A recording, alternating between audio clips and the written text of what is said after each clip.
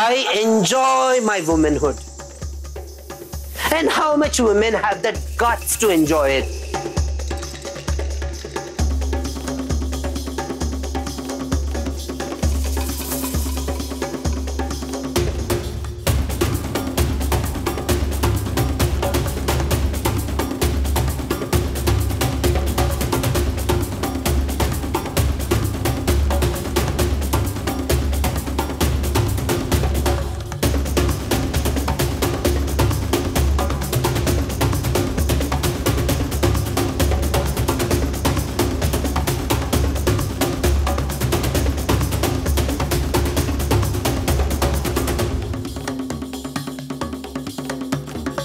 Now they have been recognized as third gender in the country.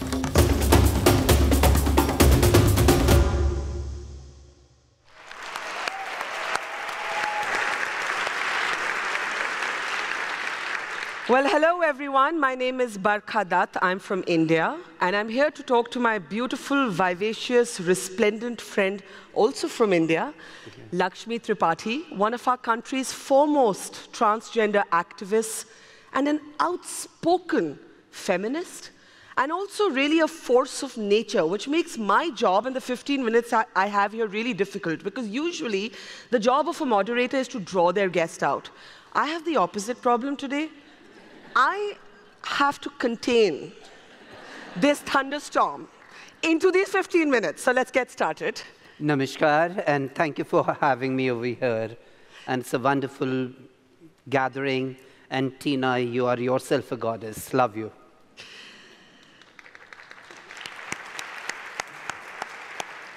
I want to start with your childhood. You were born a boy. Oh, the doctor said so.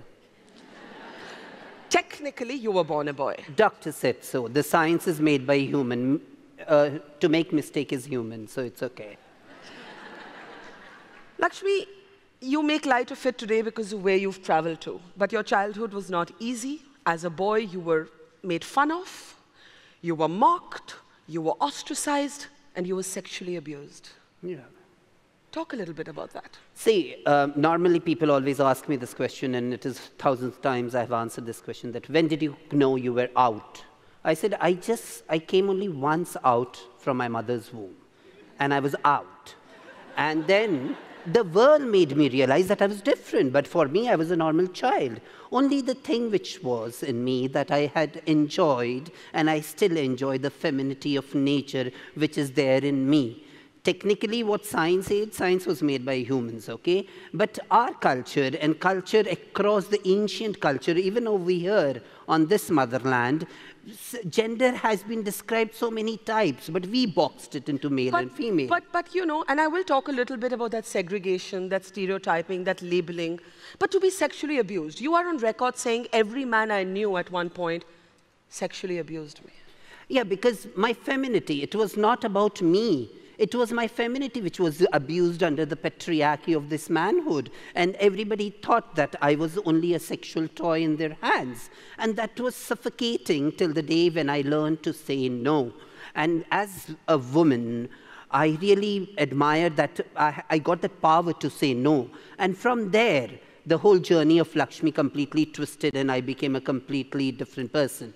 Can I ask you to share your most painful memory of childhood? Oh, I was a sick child, and I still remember when I was abused, I would have been 5 or 6 years old. So I didn't know what was happening to me, and I recently had recovered from a double pneumonia, and I was really sick and fragile and very feminine, and I didn't know what was happening to me till I realized. And the scar of abuse is not known when you're a child. The scar comes when you grow up. Yeah. And when you fall in love and you want to be with somebody else, somebody you want to give, but you get that scar and you're so scared of everything. And you're held back. You're held back, your emotions are crushed. And one fine day, Anita Khemka was my photographer with Photo Ink, and Anita Khemka, with her, we were discussing one festival day, and I just said, first time openly, that this happened to me, but I was quite determined. But then I took revenge also, you know. I didn't spare people, you know. How do you take revenge? Oh, my femininity can be really one one tool which I really used, because I really find men at times, you know, so helpless in front of the epitome of womanhood which I have. And I use it beautifully. Now, there is a word in India which many of you may not be familiar with. It's called Hedra. And I'm going to ask Laxmi to explain what this word is, because at some point, Laxmi, born male, which she says was only a technical detail and irrelevant to who she is today, at some point consciously decides to become or embrace the identity of a Hedra. No, my journey of my sexuality has been really discovering, you know. Evolving. First people said I was gay, so I thought the gays could not accept me. Then I thought I was a drag queen, but I didn't enjoy partying and having sex or anything. I don't blame that. I'm not tagging. You do enjoy having sex. I have a husband now. I know, we're coming to that. So I make love. Sex is according to you. Why me? Yeah. It was a word you used. But your journey is... my journey. From there, but I saw this culture, and when I was myself scared with the hijras there, neither man nor woman, but enjoy the femininity of the world, you know, and femininity, and in our community, it is with male and female, both can join. Explain for this audience, what is a hijra? Hijras are neither man nor woman, but we enjoy the femininity of the world. And if it goes, you know, technical ways, transgender is the umbrella term, and we are the oldest ethnic transgender community, which we have our own culture, our own family setup, our own way of functioning, and we are, religiously, we are known as divine, demigods. We have the power to curse, we have power to bless, and yeah, I use it at times, you know, the powers, when I wanted to curse at the officials, but of course now people are good. And yet, while there is a demigod status to hijras, you're also reviled by mainstream society. Of course, yes, of course. You're kept at the margins of it. Yeah, it is because of the colonization, where the colonization became very, very beautifully how the British, you know, sidelined our community with the Tribals Act, where one hijra from one district to another needed a collector's permission. Section 377 was brought in. The first convicts were the hijra people, the property rights. So you're saying traditionally there wasn't this kind of marginalization of the hijra community, but it happened because of the colonization of India. Because the British ripped everything away. Our property, our money, our land, our houses, everything was taken away. And then the hijras were only left to beg or sell their body, or to do the traditional blessing work, and that only helped. Weddings and funerals. Not funerals. Weddings and childbirth. Traffic lights, yeah, you see them so begging. that is begging, yeah. Now, we are a paradoxical country in more ways than one, and in some ways, we're a proud country because we have recognized transgenders as the third sex, and that, I think, is a hugely progressive move that India has made. I have the right to choose my gender. If I say I'm not a third gender, and if I'm a woman, whether I'm operated, non-operated, nobody's business, no official, no politician, nobody else has even a question to ask about it. But here's the paradox. We have, as a country, criminalized homosexuality while recognizing the third gender. No, but we are still, we're fighting. We are fighting, it is in the court, and I believe, I'm optimistic, I believe even that also will go. But how does it matter, you know, can you imagine, we have all the rights, and nobody talks about Section 377 in our whole judgment. Explain to them what 377 is. It's the part of the law that criminalizes homosexuality. Yeah. Yeah. But how do you make sense of this contradiction in our country? Oh, I don't even make sense. Nobody talks about sex over there, you know. That's not true. It's my bedroom story. But of course, people it's a big fight to get It's a big fight, but for transgenders get away, the hijra culture gets away with many things because people are really scared because of their background and everything and the demigod status. And we have, so that has been very beautifully, but for the gays, lesbians, and other sexual minorities, still issue. People are blackmailed. And now it is in the Supreme Court of India with a constitutional bench of 5 judges. What are the stereotypes that follow you? What are the assumptions that people who don't know you make about you? She's a bitch. She's a slut. Well, that they make about me as well. No, but you're on a different genre, baby. I don't know how to dress like this. I mean, how beautiful is she, right? I enjoy the femininity.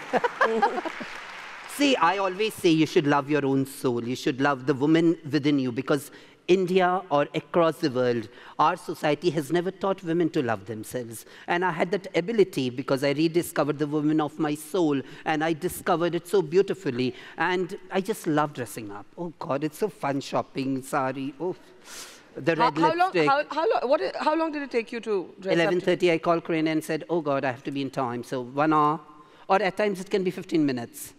Okay, now I want to bring up a little bit about your personal life, and we are going to bring up a photograph of your husband. Oh my God. And we're just, there he is. Oh. So how did you meet him? Oh, I miss him. Okay, I met him via Facebook, and I was that time at the top of my fame. I did the Big Brother Indian version, Big Boss, and I was suddenly lonely in my life, and I met him through Facebook. And it has been since 4 years now that we are together, but he lied his age when he met me. He said he said he was 29. Can you imagine? And How old is he? No. How old is he? Let me finish. How wicked. She's not even allowing me. How old is he? Okay, whatever. So, age is just a number, but I was shocked because after 2 months of being together and staying together, he forgets his wallet under the pillow, and I catch it and I see, and then suddenly I come to know his age is only 20. I said, men are always like kids, and they will always remain kids, you know, but still the problem is how to pamper them. And I asked him only one question. This whole relation is on the foundation of lies, so give me one reason that I should still stay with you. He still stay with you. And he said, I just didn't want it to lose you. And you know how our women, we are so forgiving. We are so accepting. We are so inclusive. So, of course, I had to do it, you know. But, you know, Laxmi, you are a force of nature and you make it sound easy, but it's not easy. It's not easy, but I really appreciate Vicky also because he has the guts to walk with me he's an unusual man. In any society. He didn't get the visa, otherwise he would have been over here. The time was not there. But for him, it is always there that he's so protective about me. And that's beautiful, you know. He loves me. Immaterial. And for him, he always said that whether you're with, he loves me much more without makeup. And he says that you're my Lakshmi, and that is possessive he is. It's good to have a husband and a man around you like that, no? Yeah, but I keep a check on him always, what he's doing, where he's going. And I have done it. I have done it really very badly. But he was You loyal. mean you've been spying on his phone? I did everything. What do you think? All right. Good, you know, good girls go to heaven and bad girls go everywhere. I'd rather be the bad one and go everywhere. Let's make 2 of that. Let's be bad girls together. All right. Now, one of the things that a lot of transgender friends of mine struggle with is motherhood, parenthood, right? And we're going to play a little bit of a commercial advertisement that was just out that actually tackles with this very question. We recognize the third gender, but do we give them the full set of legal rights to be parents? And let's have that come up. And that's actually a friend of mine, and Gauri, and my childhood friend of Lakshmi's. You are a parent also, but is it like with Gauri that in many ways it's an assumed motherhood? It isn't yet recognized fully legally. Whether it is Gauri or whether it is Lakshmi, for us it is legal, it is nothing, because I have 3 sons and they are so beautiful and they love and respect everybody. But for us, legally we don't, because there is nothing legally, but we have our 2 bills in the parliament, and it will happen because as the Supreme Court has given, it is taking time. But I have known Gauri since childhood, and for her, being a mother is, even for me, God could not be everywhere, so he created mother. And as a woman, that complete sense, we just loved to love the person, you know, because at times society took so much things away from us, and we want our child to be the most happiest, the most contented, and to be most blessed. Now, the clock is actually up, but I'm going to request an extra minute to just ask you something that is of contemporary discussion here. There's a big debate going on over separate bathrooms for the transgender communities here, right? These are not debates we have back home, even though we do recognize the transgenders as the third sex. Yeah, because the Ministry of Water and Sanitization, the day I came over here, read it, that they have sent a circular that the transgender person can choose his or her own bathrooms, because I believe... Either male or female. Either male or female, where I want to be comfortable. And it's my right to choose any of the bathroom which I want to go. And I believe there should be a sense...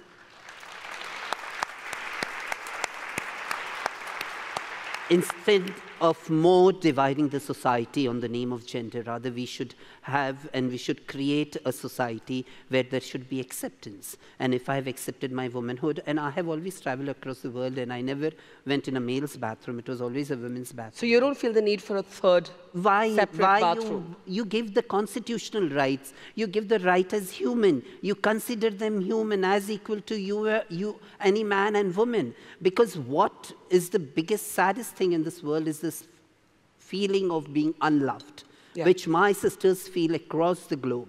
And the biggest strength what our sisters have is the strength not to surrender. And those are the battles. Yeah, and we fight every day, every breath, only to have the opposite society to at least have a smile of dignity towards us. We don't want your money, we don't want your position, we only need opportunities. And by separating the society, differently, creating boxes, schools, hospitals, You don't want that extra segregation. Why? Okay. Why can't we be more inclusive? In the name of inclusion, you divide. I rather believe in the name of inclusion, you should be really learn the art of accepting and giving unconditional love. Okay, 20 seconds. I'm going to bring up a last defining image. This is you at a major moment in Ujjain in India. Yeah.